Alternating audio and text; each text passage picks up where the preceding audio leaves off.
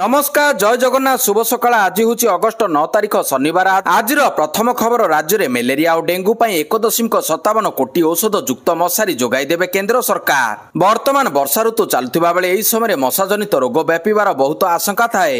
एने राज्य में मेलेरिया एवं डेंगू और अन्य भेक्टर बाहित रोग निराकरण बाबद स्वास्थ्य मंत्री डॉक्टर मुकेश महालिंग समीक्षा कर समस्त अधिकारी मिलित प्रचेष्टा अधिक क्रियाशील करने मंत्री निर्देश देइछन्ति। आगामी किछि दिन मध्य केंद्र सरकार 1.57 कोटी औषध युक्त मशारी जोगाइबाकू जाउछन्ति।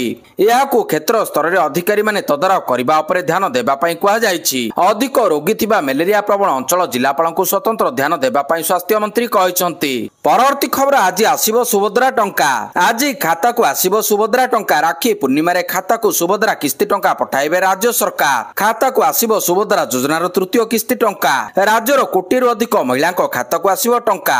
एने पूर्वर घोषणा कर उप मुख्यमंत्री प्रभाती परिडा। पूर्वर दुईटी पर्यायर 10,000 टंका मिल सारी। राखी पूर्णिमा अगस्ट 9 अर्थात आज सुभद्रा तृतीय किस्ती टंका मिल 1 कोटी रु अधिक महिला खाता को सुभद्रा योजनार तृतीय किस्ती टंका पठाइबे राज्य सरकार। एने सब प्रस्तुति शेष होईछि। जो माने 21 वर्ष हो जाइथिबे सेमाने मध्य करि परिबे आवेदन।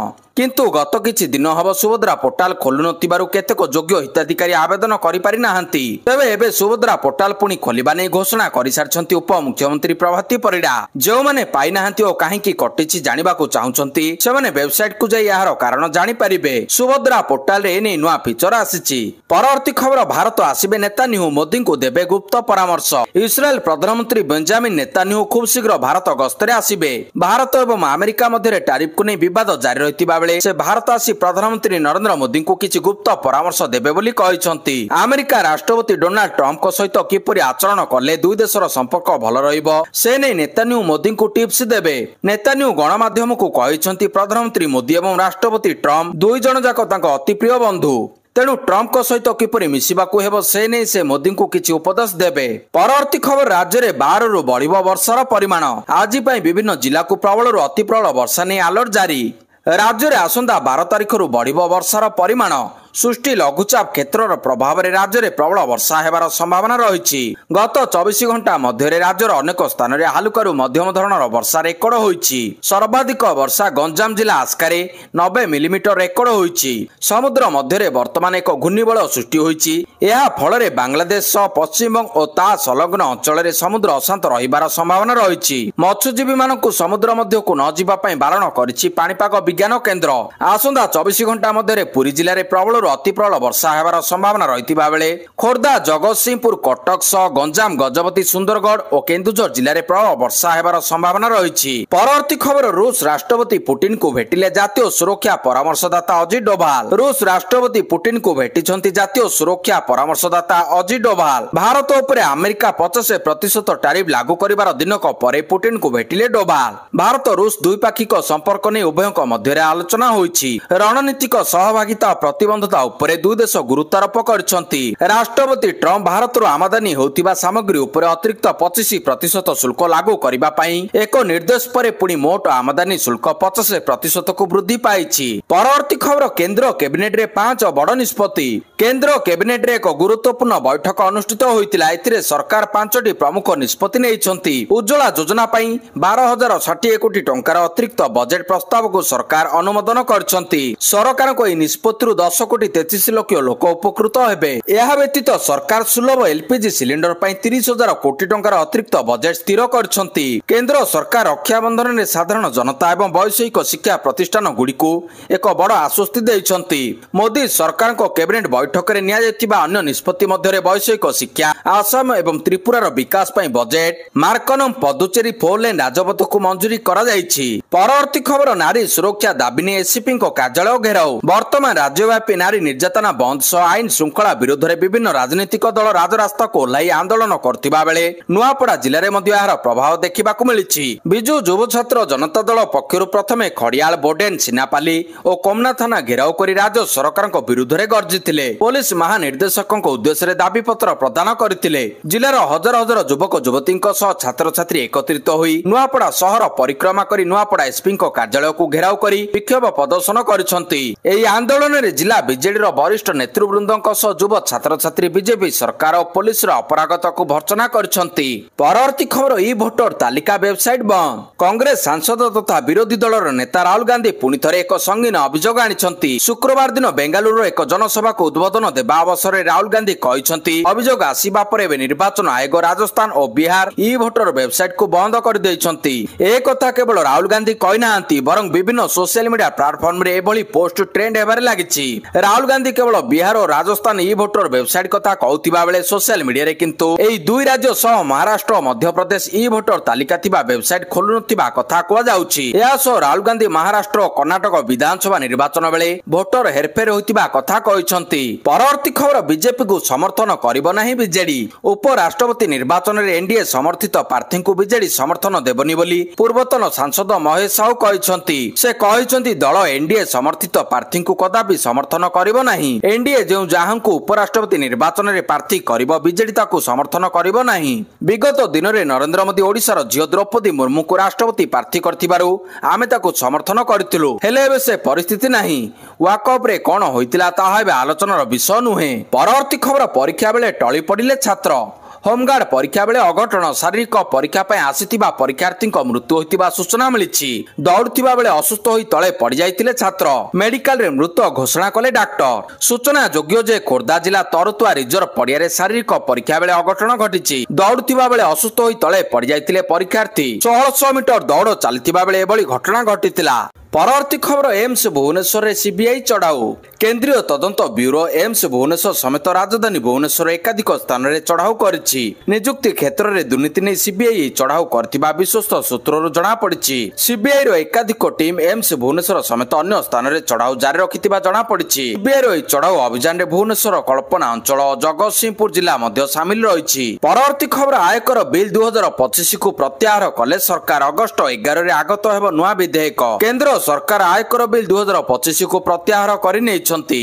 2025 ଫେବୃଆରୀ 13ରେ ଲୋକସଭା 6 ଦଶନ୍ଧି ପୁରୁଣା ଆୟକର ଆଇନ 1961ର ସ୍ଥାନ ନେବା ପାଇଁ ଏହି ବିଲ୍ ଆଗତ କରାଯାଇଥିଲା।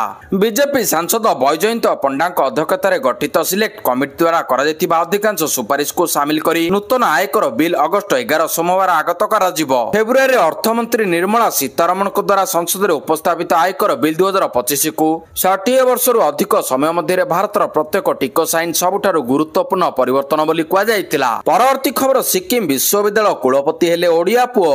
ଓଡ଼ିଆ ପୁଅ ତଥା ପ୍ରଖ୍ୟାତ ଶିକ୍ଷାବିତ୍ ପ୍ରଫେସର ଶାନ୍ତନୁ କୁମାର ସ୍ୱାଇଁଙ୍କୁ ସିକ୍କିମ ବିଶ୍ୱବିଦ୍ୟାଳୟର ନୂତନ କୁଳପତି ଭାବରେ ନିଯୁକ୍ତ କରାଯାଇଛି। ଏହି ନିଯୁକ୍ତି ରାଷ୍ଟ୍ରପତି ଦ୍ରୌପଦୀ ମୁର୍ମୁଙ୍କ ଦ୍ୱାରା ବିଶ୍ୱବିଦ୍ୟାଳୟର ଭିଜିଟର ଭାବରେ କରାଯାଇଛି। ପ୍ରଫେସର ସ୍ୱାଇଁ 5 ବର୍ଷ ଅଥବା ସେ 70 ବର୍ଷ ବୟସରେ ପହଞ୍ଚିବା ପର୍ଯ୍ୟନ୍ତ କୁଳପତି ଭାବରେ ପଦଭାର ଗ୍ରହଣ କରିବେ। ପୁରୀ ଜିଲ୍ଲା ଋଷିପଡ଼ା ଗାଁ ନିବାସୀ ପ୍ରଫେସର ସ୍ୱାଇଁ ଶିକ୍ଷା କ୍ଷେତ୍ରରେ 43 ବର୍ଷର ଅନୁଭବ ଥିବା ଏକ ପ୍ରତିଷ୍ଠିତ ବିଦ୍ୱାନ ବ୍ୟକ୍ତି ଭାବରେ ଜଣାଶୁଣା।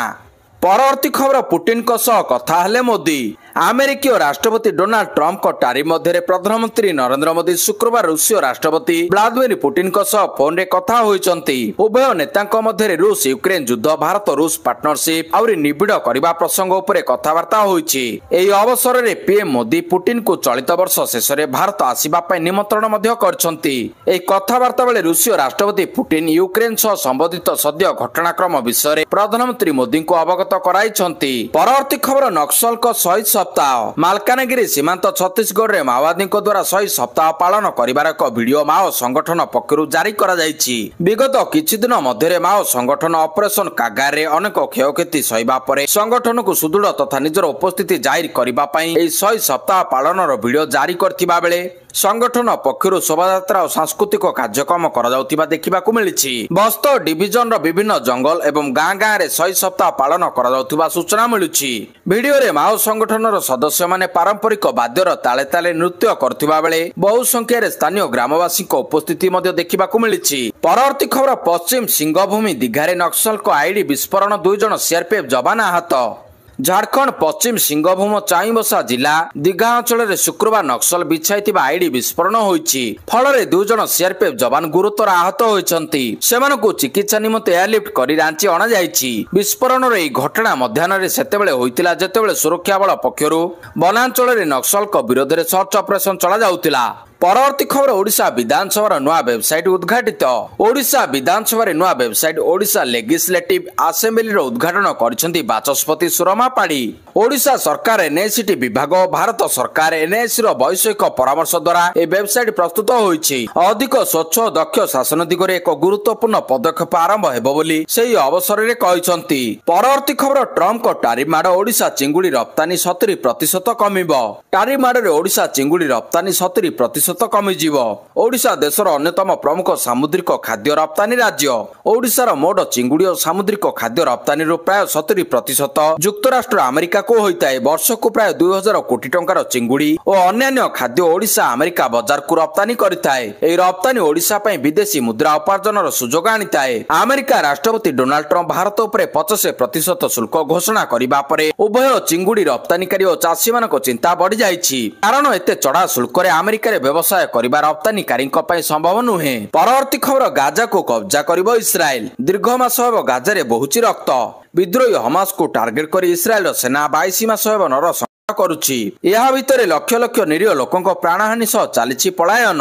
घटना को विश्व राष्ट्र निंदा करने सह आक्रमण को रोकने को इस्राएल उपर चाप प्रयोग करा जाउछि। मिलित जातिसंघ सुरक्षा परिषद और यूरोपीय संघर चाप पर एबे कठोर नीति को बदलाइबाकू जाउछि इस्राएल। देशर कैबिनेट रे गाजा को संपूर्ण कब्जा करने को अनुमति देइछि। हमास जेउठी आड्डा जमाइछि ताकू दखल करने जाउछि आईडीएफ। परवर्ती खबर मोदी संभाव्य गस्त को नहीं आनंद प्रकाश कला चीन। अमेरिका सहित शुल्क विवाद मध्य प्रधानमंत्री नरेंद्र मोदी को आगामी बेजिंग गस्त नहीं आनंद प्रकाश करिछि चीन। प्रधानमंत्री मोदी को संभाव्य गस्त को चीन दुई देश मध्य संपर्क को उन्नत एवं मजबूत करने दिगरे एक सकारात्मक पदक्षेप बोली कहिछि। चलित मास शेष अनुष्ठित हेबाकु थिबा सांघाई सहयोग संगठन एससीओ तियानजिन शिखर सम्मेलन रे जोग देबा पई प्रधानमंत्री नरेंद्र मोदी को संभाव्य गस्त को शुक्रवार चीन वैदेशिक मंत्रालय स्वागत करछि।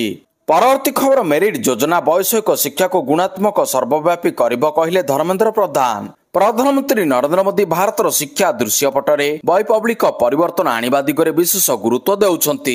प्रधानमंत्री अध्यक्षतार शुक्रवार अनुष्ठित केंद्र कैबिनेट रे जातीय शिक्षा नीति सह समन्वय रखी 175 इंजीनियरिंग प्रतिष्ठान एवं 100 पॉलिटेक्निक को नहीं गठित 275 वैषयिक प्रतिष्ठान रे वैषयिक शिक्षा रे बहुविध शिक्षा एवं गवेषणा उन्नति मेरिट योजना कार्यकारी करने प्रस्ताव को अनुमोदन मिली, जहाँ स्वागत योग्य बोली कहिसंती केंद्र शिक्षा मंत्री धर्मेंद्र प्रधान। श्री प्रधान कहते राखी पूर्णिमा पूर्व संध्यारे प्रधानमंत्री मोदी छात्र छात्री एवं शिक्षा समुदाय को उपहार। परवर्ती खबर आसंता 10 रे ओसला निर्वाचन। आसंता 10 तारिख रे ओडिशा एसएसबी अध्यापक अध्यापिका संघर निर्वाचन हेबो। राज्य रे अनुदान प्राप्त 488 वर्ग डिग्री कॉलेज रे कार्यरत एसएसबी अध्यापक अध्यापिका माने सकाळ 9 रु अपराह्न 4टा मध्य निजर मतदान साब्यस्त करिवे। ए निर्वाचन रे सभापति उपसभापति संपादक जुग्म संपादक कोषाध्यक्ष जुग्म कोषाध्यक्ष आदि 6टी पद पर 18 जन प्रार्थी प्रतिद्वंदिता करछंती। परवर्ती खबर वैद्युतिक यान रे 2028 पर्यंत मिलिबो सब्सिडी। वैद्युतिक यान क्रय को अधिक सहज करबा लागि केंद्र सरकार जारी रखिथिबा पीएम ई ड्राइव योजनार समय सीमा को वृद्धि करा जायछि। भारी उद्योग मंत्रालय पक्षरु ए योजनार समय सीमा को आहुरी 2 वर्ष पर्यंत वृद्धि करछंती। एहा 2028 मार्च 31 पर्यंत चालू रहिबो। सरकार 2024 अक्टोबर 1 रे योजनार शुभारंभ करथिले। 10,900 कोटी टंकार योजना आगामी मार्च 2024 रे समाप्त हेबार थिला। समय सीमा वृद्धि करा जिबा फଳରେ एहार फायदा सीधा सड़क ग्राहकों को मिलिबो।